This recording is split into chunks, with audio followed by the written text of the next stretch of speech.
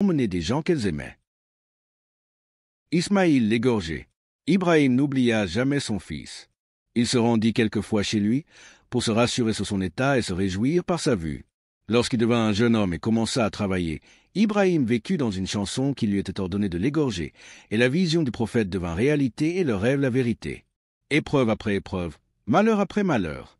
Un homme âgé, qui avait tenu face au jour, avait combattu le temps, et que les années avaient courbé. Il avait toute sa vie espéré un enfant, et lorsqu'il avait atteint un âge avancé, Dieu lui avait fait don d'un fils unique qui l'avait réjoui et lui avait illuminé l'existence. Ensuite, il lui avait été ordonné de le faire habiter dans une vallée non exploitée, de le laisser avec sa mère dans un endroit désert où il n'y avait pas d'âme qui vive. Il avait obéi à l'ordre du Seigneur, et les y avait délaissés, par foi et croyance en lui et par soumission à son impératif. Dieu leur avait tourné leur misère en soulagement et délivrance, et leur avait procuré des moyens de subsistance qu'ils n'avaient point espérés. Puis il lui a été ordonné d'égorger ce fils chéri, qui était son premier-né et son unique. C'est une calamité qui ferait courber les montagnes bien plantées. Mais les malheurs graves n'ont de même que les grands personnages. Les adversités et les épreuves que subit Ibrahim se doivent d'être à sa hauteur et d'égaliser son importance, comme elle se doit d'avoir le même poids que sa foi et sa croyance en Dieu.